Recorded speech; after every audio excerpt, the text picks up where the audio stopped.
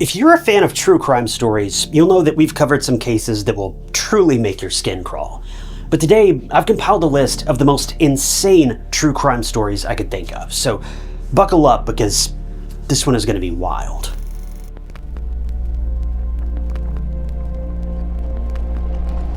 In 1996, 13-year-old Rachel Mellon Skemp stayed home from school with nothing more than a sore throat. She wrapped herself in blankets, curled against her pillows, and then vanished. Not a trace of her was ever seen again. The blankets, the pillows, even Rachel herself seemed to be swallowed whole.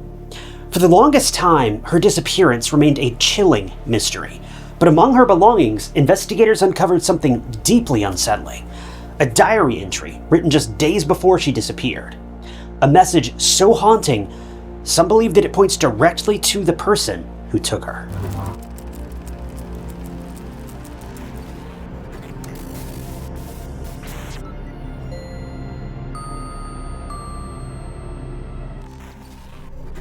Rachel Mellon was born in October of 1982.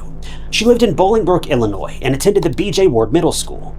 While she was doing great in school, managing to get amazing grades and make her way onto the honors list, her home life was a much darker story.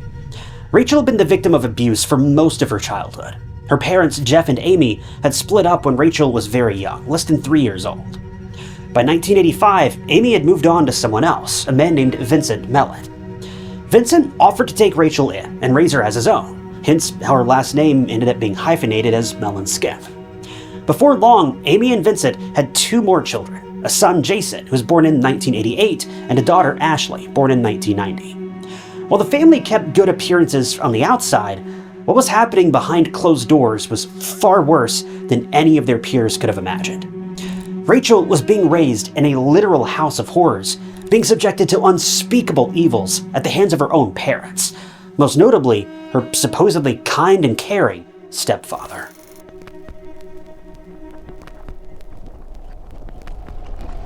Amy and Vincent had been together for about 5 years when the true colors of Vincent had begun to show.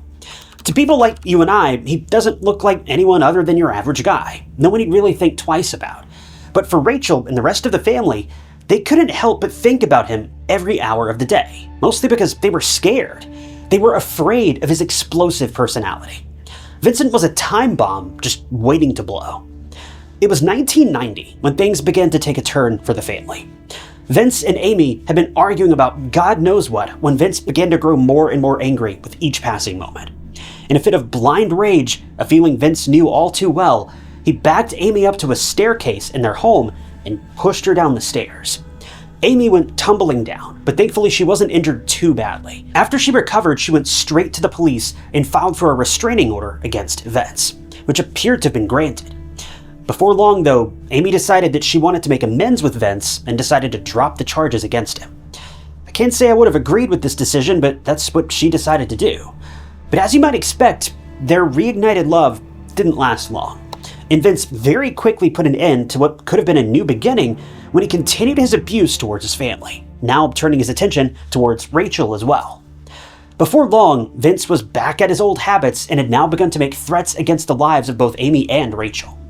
It seemed that, contrary to what he led Amy to believe, he never truly accepted Rachel as his own, and always kept her at a safe distance, using her as leverage anytime the two got into a disagreement.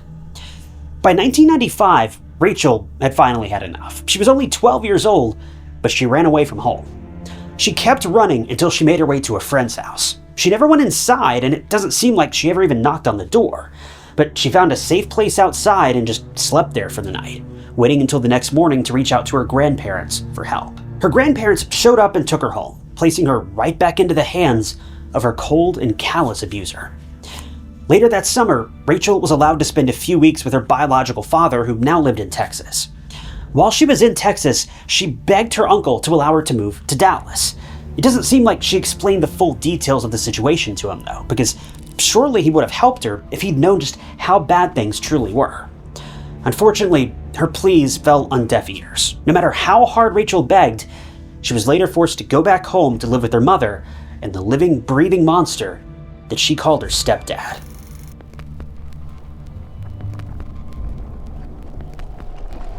By the fall of 1995, Rachel had begun her 7th year of school at B.J. Ward Middle School. Rachel was quite popular at school, and to an outsider, she was a young girl who seemed to have it all. She was a great kid with good grades, countless friends, and always seemed to be super happy. Only her closest friends knew about the darkness that overshadowed her home life. Rachel's best friend was a girl named Carrie. Carrie remembers Rachel as being full of joy in life, and nothing ever really seemed to bring her down. In recent months, Rachel had taken an interest in recycling and protecting the environment, and even began to dip her toes into the world of music and dance. Her school life, her social life, they all seemed to be looking up, but her home life was about to take a very grim turn. A few months later, in January of 1996, Carrie found Rachel crying by her locker. This wasn't something Rachel had ever done before. No one had ever seen this happy-go-lucky girl cry. When a few of her friends asked what was wrong, Rachel wouldn't tell them. All she would ever explain was that she wasn't feeling well and she had a problem that she would take care of herself. She shut her friends out and wouldn't answer any other questions. This was the last time anyone would see Rachel. After she left school that day, she never returned. She called in sick the following day with a sore throat, and then she vanished.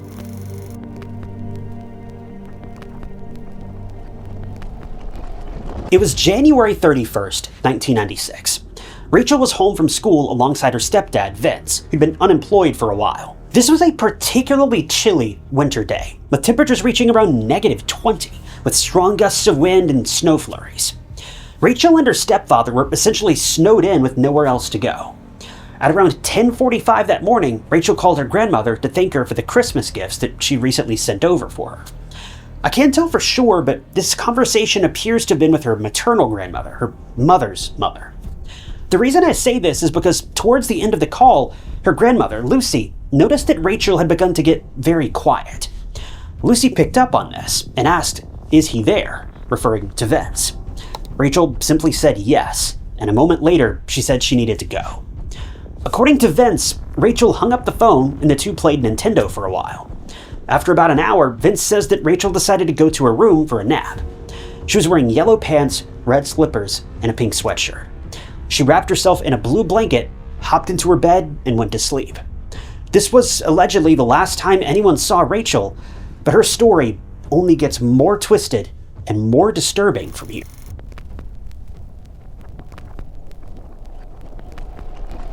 At around 2:30 p.m., Vince says that he checked in on Rachel and noticed she was still sleeping. The following series of events takes place from Vince's point of view, detailing the information he relayed to the police later that day. Vince says that he left the home after checking on Rachel and headed out to walk the dog. But keep in mind, it's -20 degrees with strong winds and serious snowfall. He says that despite this, he walked the dog for a full 30 minutes before heading back home. But on his way back home, their dog, a German Shepherd named Duke, noticed a rabbit running through a field that they were passing by, and he says Duke slipped out of his collar and took off after the rabbit. Vince didn't even try to get Duke back on the leash. He just walked away and left him there, running off into the unknown. Vince explained that he felt that Duke would find his way back home later that day, but he didn't. Vince returned home about 3 p.m. that afternoon. He says he didn't bother to check in on Rachel, he just went about his daily doings. By 3:15, Rachel's younger sister had returned home from school and immediately noticed that Rachel was missing from her bedroom. Her sister asked about her, but Vince wasn't concerned. We don't know if he made up an excuse or genuinely couldn't have cared less, but either way, Vince never looked for her. Several hours later, a real estate agent was passing by the area when she noticed a dog running in a field near the Mellon home. She recognized the dog as Duke and quickly called him over, taking him back home to his family. This was between 4:30 and 5 p.m. Now Amy, Rachel's mother, returned home around this same time along with their son, Jason. When Amy noticed Rachel was missing, well, that's when she immediately called the police to help investigate.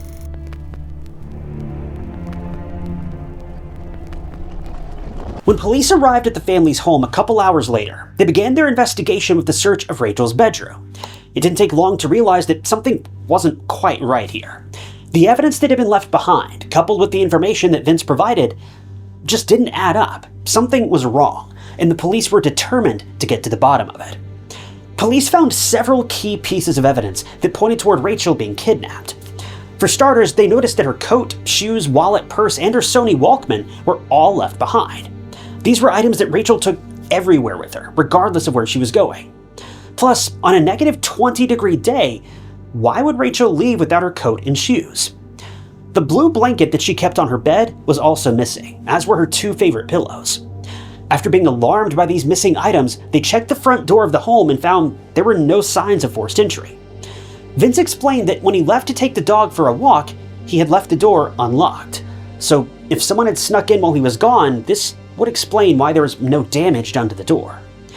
But investigators soon noticed something very strange.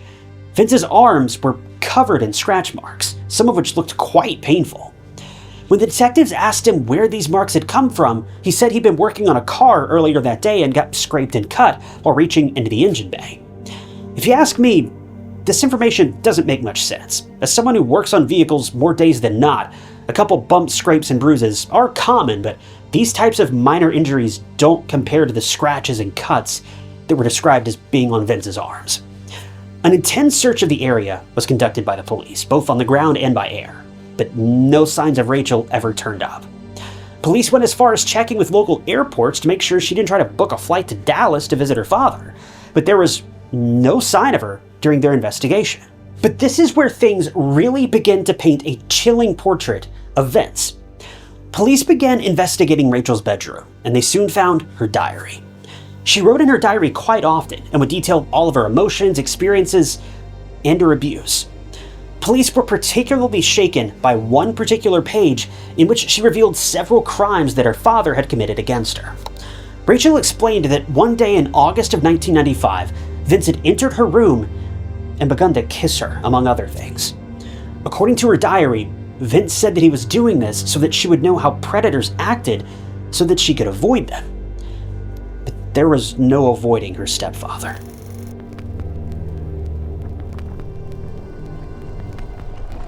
At 6 p.m. on the evening Rachel went missing, Carrie, Rachel's best friend, heard the news. Carrie gathered a group of friends from school and explained what had happened, and they all headed out to help search for her. They spent over an hour outside in the blistering cold, desperately looking for their lost friend, but they came up empty-handed. They searched all the nearby streets and parks, but she'd simply vanished. Carrie says that at this moment, all of the friends huddled together and began crying, realizing their friend was truly gone, but hopefully not forever. It was around this same time that Jeff Skemp, Rachel's biological father, received the call, telling him that his daughter was missing. Jeff quit his job effective immediately and got on the first flight that he could to Illinois so he could help search for her. While Jeff may not have been around for much of Rachel's childhood, he was the father Rachel needed all along, not Vince. By the time he arrived at the home of Amy and Vince, there wasn't much that could be done. He headed to Rachel's room and he laid down on her bed. He grabbed her Walkman and he put on the headphones and pressed play. Rachel had been listening to a song called Hand in My Pocket. It was her favorite. She mentioned how much she liked that song when she spent the summer with her father just a few months earlier. Jeff says that while he was at Rachel's home, he confronted Vince about what had happened. Jeff says that the only response he got from Vince was that Rachel must have been snatched while he was out walking the dog. By all means, Vince seemed entirely unconcerned. Ever since that day in 1996, though, Jeff has kept his same phone number, hoping that at some point, Rachel may try to reach out to him. But still, she never has.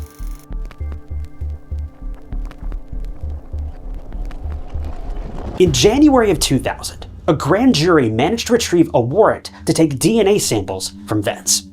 On January 29th, police picked up Vince from his home and kept him in custody for more than 9 hours while they interrogated him and took the aforementioned samples. During their time speaking with Vince, he refused to answer many of their questions pertaining to Rachel's disappearance. He was ultimately forced to hand over samples of his DNA and hair, and police officially began to investigate him under suspicion of first-degree murder.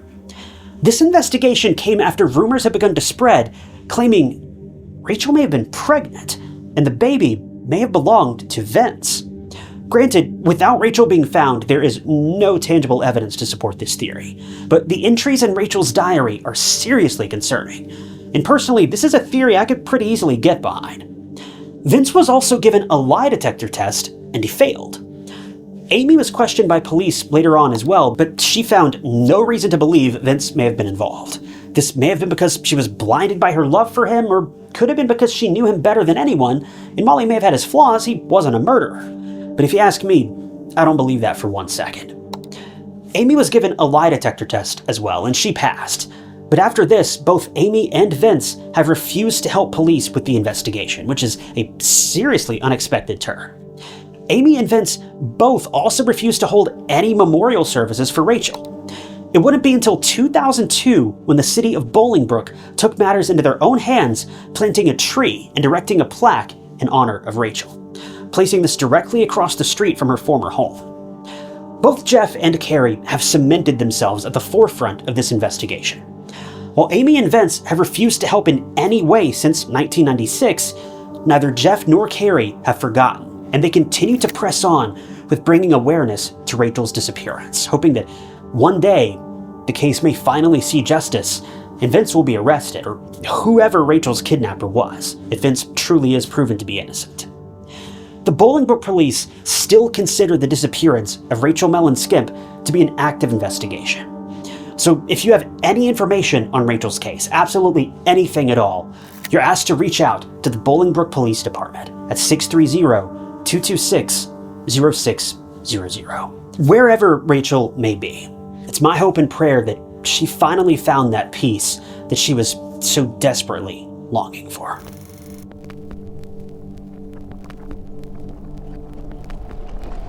Hannah Cornelius was just 21 years old, a bright young woman from South Africa who thought she was spending her night in peace. Sitting in a car with her friend at Cheslin, the two laughed and reminisced about the evening they had just spent together. But as the clock ticked past midnight, the quiet calm was shattered.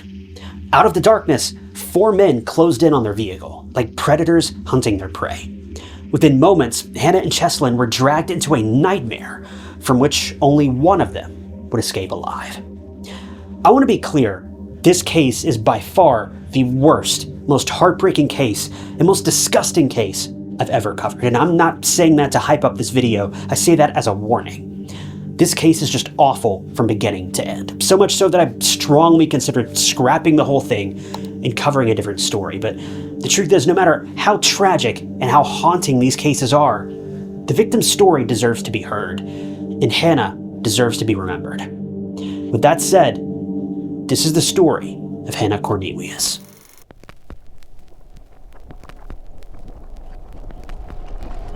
Hannah Cornelius lived in Stellenbosch, South Africa, and she was born in Western Cape.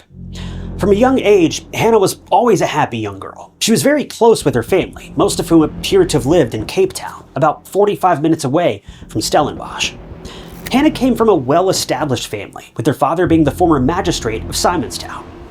While her childhood appears to have been great, all things considered, she did have a somewhat difficult home life at times, due to her younger brother who suffers with severe autism. While many people with autism are still able to live relatively normal lives, her brother wasn't so lucky, as he requires round-the-clock care and has more recently been sent to an assisted living facility. Hannah had a number of friends who looked up to her and were there for her whenever she needed them most. One of these friends was Cheslin Marsh. The interesting thing about Cheslin is that we don't really know how close he and Hannah were. I've seen various reports about the two, with some saying that the two were in a relationship, while others say they were just friends. In fact, one report claims that the two had only met the night before the crime.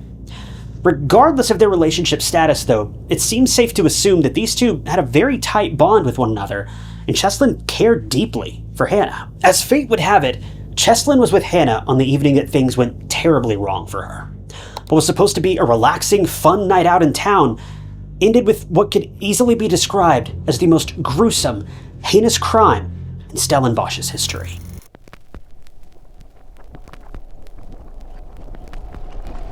It was May 27th, 2017. Hannah and Cheslin had just spent the night out drinking and dancing and had returned home to their town about 3:30 a.m. that Saturday morning.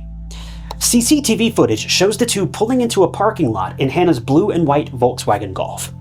After pulling into the lot, Hannah and Cheslin spent a fair amount of time chatting with one another, waiting to head inside and get some much-needed rest.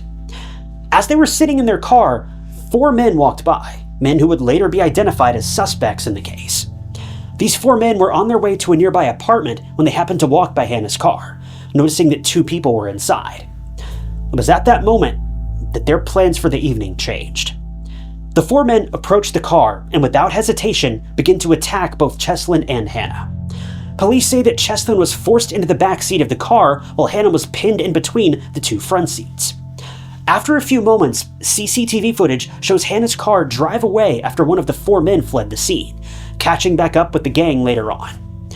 At around 4:30 a.m., the car seen pulling into a gas station parking lot.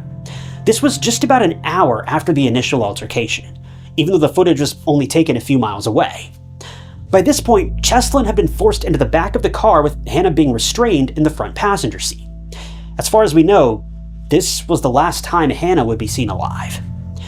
One of the suspects soon exits the vehicle and enters the gas station, heading towards an ATM.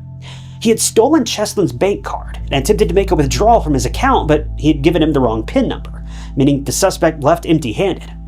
The man was obviously angry about this and vowed that Cheslin would be punished later on. The men drove away from the gas station, and police immediately lost track of them for several hours. One of the suspects would later reveal to officers that Hannah remained quiet and stoic for the remainder of their drive. She didn't say one word to any of the men, nor did she obey any of their commands. She simply stared straight in front of her, silent for the remainder of their drive. It would be around 5:30 to 6 a.m. that the men pulled over into a secluded area, with Cheslin saying that it was still dark at this point. He'd been stowed in the back of the car for nearly 2 hours now, but the perpetrators soon opened the hatch and forced him out of the car, telling him to lay down on the ground and place his head onto a brick. We don't know for sure what happened next, but Cheslin says that the last thing he remembers is closing his eyes and praying, begging for forgiveness for whatever he had done to end up in this situation. He mentioned seeing 2 of the men holding bricks in their hands, but he has no idea what they did with these bricks. But I think it's pretty safe to assume what took place.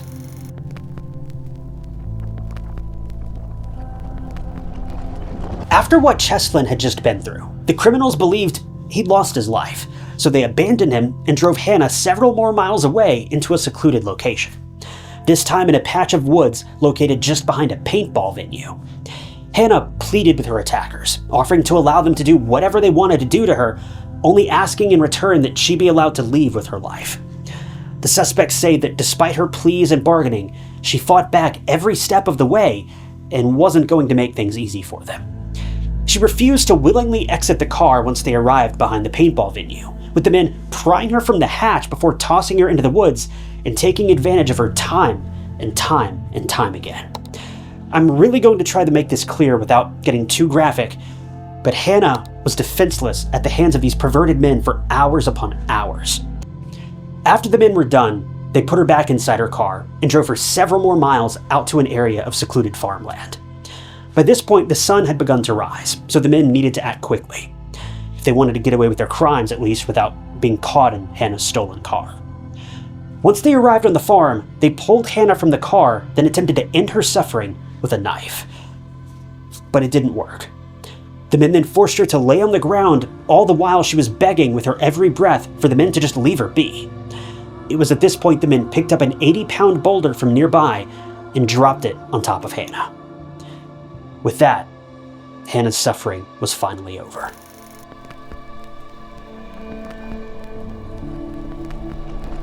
Early the next morning, the men arrived back in town and chased down a woman who was walking to work.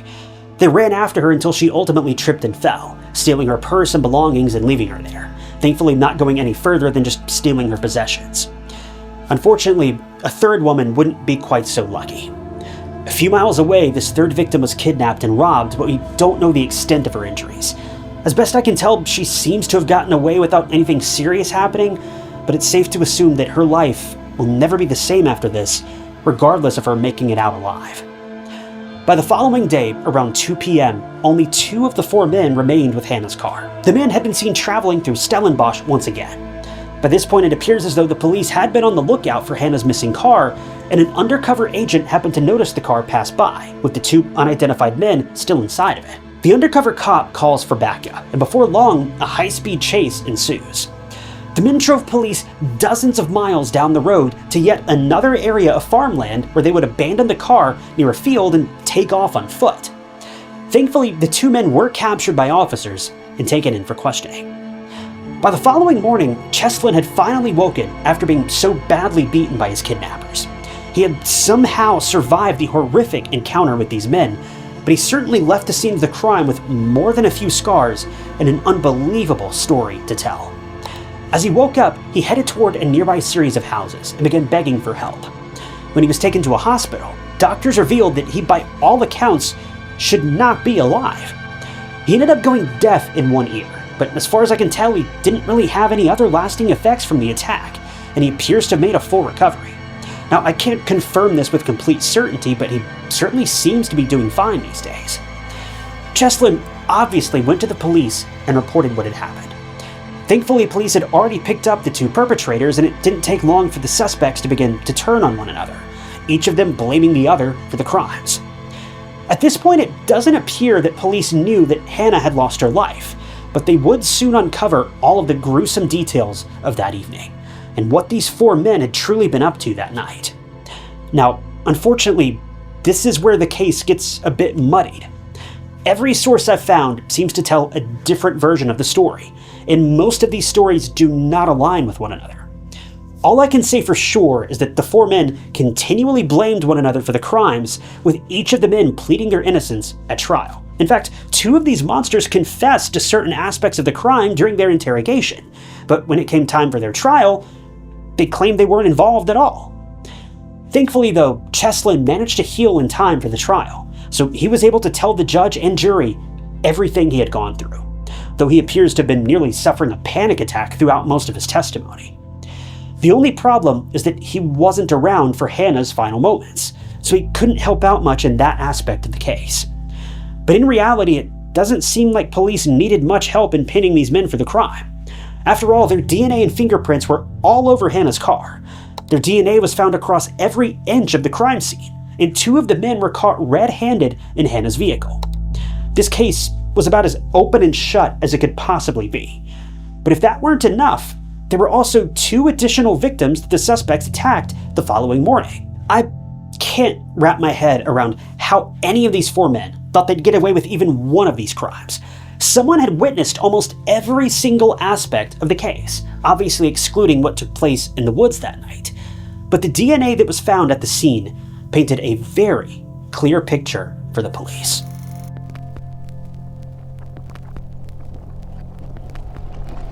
At trial, 3 of the 4 men who took Hannah's life were given a life sentence. One of the men got away with a slightly lesser sentence because there was no physical evidence tying him to Hannah's last moments. In total, the men received a combined 358 years in prison, with the crowd of people who attended the hearing cheering as their sentences were read. But honestly, one of the worst aspects of this case is how the suspects acted during the trial. All throughout their time in the stand, they were making faces at the victim's family, telling jokes to one another, laughing and smiling, and throwing hand gestures at the crowd of people. One of the men even made suggestive remarks towards the judge who was reading the gang's sentence. This young woman, what she went through was barbaric. It wasn't just inhumane, it was inhuman. These 4 men are the lowest of low, and I have never heard of anything worse than what they did to this poor girl. Thankfully, these men are now trapped behind bars for the rest of their lives. But as I'm sure all of you know, one of the biggest crimes in a situation like this, believe it or not, isn't actually what happened to the victim. It's what happens to the victim's loved ones who are left to face another day without the people they hold closest. The real tragedy is the families and friends of those who were taken away far too soon, who now have to figure out how their world is even going to keep turning when such a pillar in their lives was stolen. You may have heard the phrase, the mercy of life is that it just keeps going. But for some people, it doesn't. Hannah's mother, Anna, lost her way after Hannah lost her life. Hannah was so deeply involved in her parents' lives that for Anna, it was too much to bear. Anna had a remarkably difficult time coming to terms with the theft of her daughter. She went through all of her daily motions, but nothing mattered anymore. In the words of Hannah's father, when Hannah died, so did our family. The following year in 2018, Anna would head out on one of her daily swimming exercises. But on this particular day, she didn't make her usual rounds. She didn't make her usual laps in the ocean. Instead, she jumped into the water, swam into the distance, and just kept swimming. Her body washed ashore several days later. The pain of her daughter's loss was too much to bear, and Anna would ultimately lose her battle with depression. Hannah's father would later speak about the loss of his wife and daughter, saying, "Me and my son, we're not a family. We're the survivors who live in the ruins of what once was." If all this weren't bad enough, her father would soon be diagnosed with cancer. He fought a short battle before his illness overtook him, and he too lost his life. This left behind Hannah's brother, who's now being cared for in an assisted living facility due to severe autism. And it's very likely her brother's unable to even comprehend what his family went through and why his parents and sister no longer come to see him. This is the true tragedy in cases like this.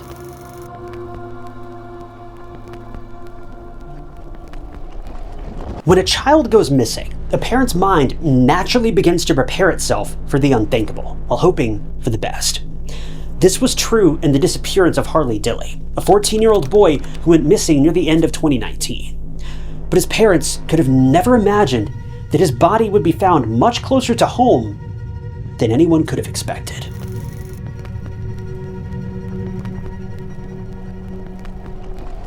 Port Clinton, Ohio, is a small village that can be found in southwestern Summit County, Ohio. It's a very small town with a population of just under 2,000 people. A total of around 380 families live here, with the area being fairly average in terms of income and amenities. By all means, it's a quiet little village where nothing unusual really happens. It's the perfect place to settle down and raise a family, as more than 25% of the population is under the age of 18. According to Crime Grade and Area Vibes, crime is virtually non-existent in Port Clinton, with violent crime rates being 70% less than the national average. And I'll be honest with you, I never really thought about Ohio too much, but while researching this case, I nearly convinced myself to move there. Port Clinton truly seems to be that great of a town. But the town isn't without its faults. In fact, many people claim the police department in Port Clinton is so poorly equipped to handle tragedy and crime that they may have single-handedly led to the death of Harley Dilly. Now, to be fair, it doesn't seem like the police department really disagrees with these claims, with the chief of police recalling in Harley's case, quote, "Did we mess up or did we not? I don't know. I can't give you that answer. My biggest recommendation for any police department that experiences a case like this is don't be afraid to ask for help." End quote. Harley Dilly was your average teenage boy, at least by most people's standards. His mother said he was a great kid and didn't seem like he ever really got into too much trouble.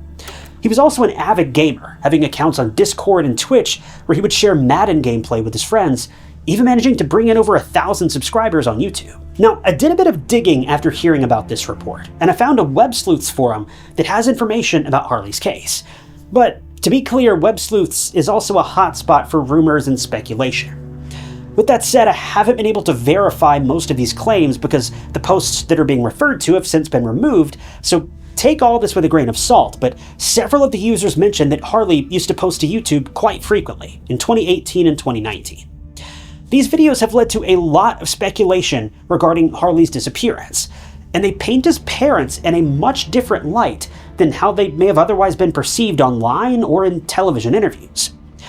One particularly concerning video was titled, quote, "I'm scared," and it was a video that was deleted within days of Harley's disappearance.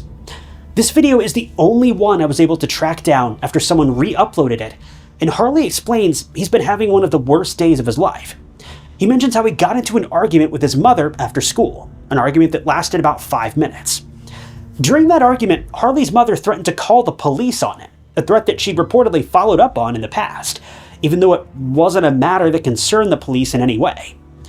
From the information I've collected, these calls were meant for no other reason than to scare Harley into doing what his mother asked. But things began to take a dark turn when Harley continued to explain his mother's punishment. In the video, Harley is in his backyard, and it's revealed that his mother locked him outside of the house as punishment. Bear in mind, this video was taken in the middle of winter, and Harley can be seen bundled up in a jacket while waiting outside for his mother to finally let him in. According to another Web Sleuths user, Harley had revealed in another video that she had once done this when either he or his brother was just 4 years old, locking them out in the cold yet again. Harley continues to explain that he's hungry and needs to get his schoolwork done, but he can't because he's stuck outside. He ends the video in tears a few moments later. Several armchair detectives in the Web Sleuths forums say that they witnessed a video online that revealed that Harley had been heading out to meet someone on the day that he went missing. Based on the sheer number of people who claim to have witnessed this video, I'm just going to step out on a limb and say that this allegation appears to be true. The only problem is we don't know who Harley was actually going to meet that day.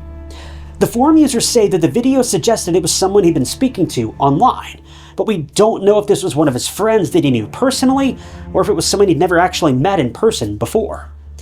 This report suggests that he left school on the morning of December 20th, but he never actually made it to school, as none of his friends reported seeing him that day. Considering the area was quite safe, it wasn't uncommon for Harley to roam around and explore the outdoors, which sometimes included an abandoned home that was next door to him. His parents had told him not to go near that home, but it doesn't seem like Harley obeyed them, as we know he visited that home several times in the past. The house was located at 507 Fulton Street and was just steps away from where Harley had grown up. The house, while abandoned, was still maintained by the family who owned it, and they occasionally returned to use it as a summer home. In 2019, the owner of the home mentioned that it had been sitting vacant for about 10 years, with family only staying in the home for a few weeks at a time throughout that process. The house had been built in the 1850s and was owned by the same family ever since. It had seen many renovations over the years, and from the outside, it looked just as modern as any other house on the block. It was a 2-story home and was kept in reasonable condition, all things considered. But the home and its lawn had become a popular hangout spot for local teens. Now, based on a few reports I've seen online, as far as we know, no one had ever entered the home since the owners abandoned it, as all the doors and windows have been locked since the last time it was used. As soon as Harley's parents reported him missing, the local police began to search the area, hoping they'd find Harley hiding out somewhere. Police began their search inside and outside of the Dilly home, searching for any clues or evidence that may explain where Harley may have gone. By all means, nothing appeared to have been out of the ordinary. All of Harley's belongings were accounted for, aside from the things he took with him on a normal school day. Police also searched the area outside of 507 Fulton Street, but they never found any clues or evidence. The home appeared to have been untouched for quite some time, even though there were reports that Harley had been hanging out near the home in the past. But here's where things get pretty interesting, making the case far more complicated. The Web Sleuths forums continually refer to a person known only by his screen name and nickname of Drip. In fact, Harley mentioned this person in one of his YouTube videos before. Harley was playing Madden Mobile on a live stream while using Discord at the same time. During the broadcast, he posted about Drip on Discord and said, quote, "Drip is the worst in this community. He came to my house, he stalked me." Things get even more interesting when we find out that on the day Harley vanished, he had done his best to beg his parents to let him stay home from school. He wasn't sick or anything, and his parents don't seem to know why he was so adamant about staying home that day, but he played every card he had hoping to get out of school. When they refused to let him stay home, he rather strangely seems to have left for school extra early that same morning. This is where the internet detectives have begun to go wild, claiming that it's possible Harley may have left school early in order to avoid this elusive individual named Drip. If Drip truly was a stalker, maybe Harley was trying to outpace him and make his way to school early so that he could avoid Drip. But I'll be honest, this seems like a bit of a stretch to me, and there's literally no evidence to suggest this. There's one other interesting detail in this case, though, that makes Harley's case all the more concerning, and certainly far more scary. We know that Harley suffered from either OCD or ASD, but it seems that his family leaned more into the idea of OCD. Now, as someone who's been diagnosed with OCD, I can tell you without a doubt that Harley's decision to leave early for school that day was certainly unusual. According to his mother, Harley was a creature of extreme habit. In fact, he would bathe several times per day as part of his typical OCD ritual. So leaving for school early just doesn't seem to make any sense here unless something was seriously wrong or something was seriously important, and maybe that was the rumored meetup.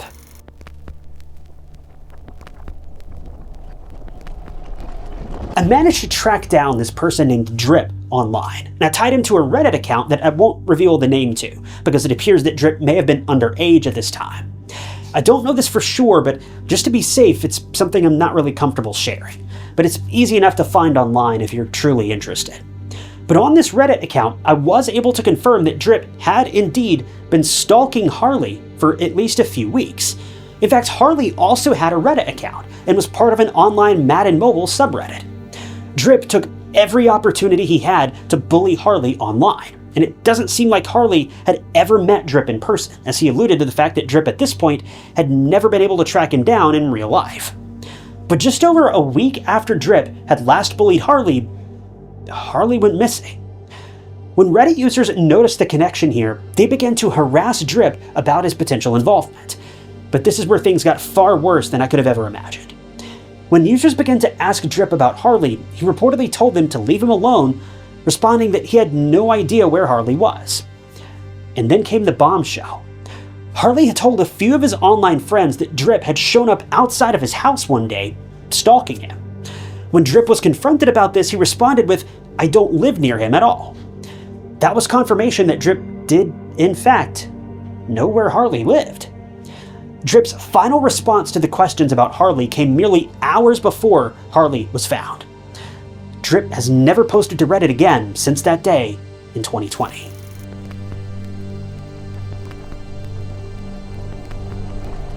Police were conducting a now routine search for Harley on January 13th of 2020. They once again made their way to the abandoned home next door to Harley's home at 507 Fulton Street. This time they decided to investigate further, and they entered the home, hoping to find additional clues inside. Unfortunately, they discovered exactly what they had feared. On the second floor of the home, they found Harley's glasses lying on the ground. And nearby they found a maroon jacket that also belonged to Harley. But what they discovered next would be the most heartbreaking discovery in all of Port Clinton, Ohio's history. As the investigators continued to search the home, they noticed a small hole in the drywall of one of the upstairs bedrooms. When they looked inside the hole, they found it led to a chimney that was no longer in use. See, the home had originally been built with a fireplace, but the fireplace and chimney had since been closed up, remaining hidden inside the walls of the home. The homeowner said that the hole in the wall was normally covered up with a vent cap, but he couldn't explain why the cap had been removed. As officers then looked inside the hole, they discovered the remains of Harley Dilly.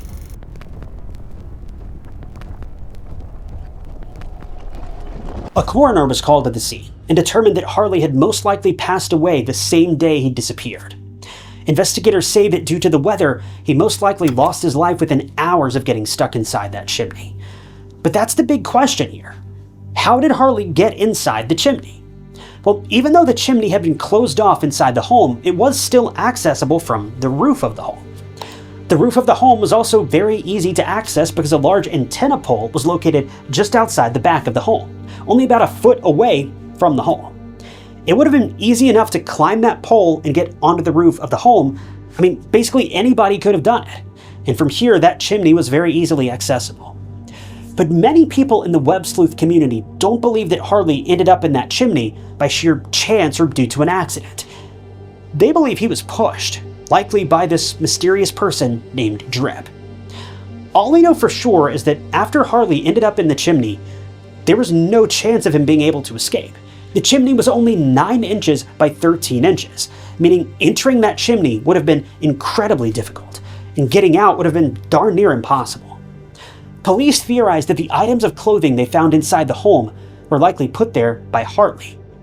While there's no evidence to suggest that Harley actually ever entered the home, they believe he likely became lodged in the chimney, then pushed open the vent cap from inside the chimney, and he then took off several items of clothing and poked them through the vent cap to try to get more room inside of that chimney. Then he would shimmy out and try to escape, but that simply wasn't possible. But this is nothing more than a theory, and police don't actually know for certain what happened here. The official reason for Harley entering the chimney that day it's never been determined. It's entirely possible he climbed that pole and entered the chimney out of pure curiosity, hoping the chimney led to a fireplace that would get him inside the hole. Now, this is certainly a plausible assumption, to be perfectly honest, and I probably would have come to the same assumption when I was a teenager. But because that fireplace had been boarded up and walled over, there was no way out. But what about Drip? Well, the mysterious person named Drip has never been identified. Police have officially ruled the case as an accident and say there's no indication of foul play. But we have to remember, early in the investigation, police clearly stated they had reason to believe that Harley was heading out to meet someone that day, hence why he left for school early. So whatever came of this, and why did investigators suddenly change their mind about this clue when there is evidence in Harley's online history to suggest that this was, in all reality, a possibility? Well, unfortunately, we don't know. Since this mysterious Drip person has never been found, it's likely these questions will remain unanswered. Police have closed the investigation, and they aren't taking things any further. Officially, the tragic case of the trapped teen, Harley Dilly, has been solved. But in the minds of many, myself included, the real mystery has only just begun.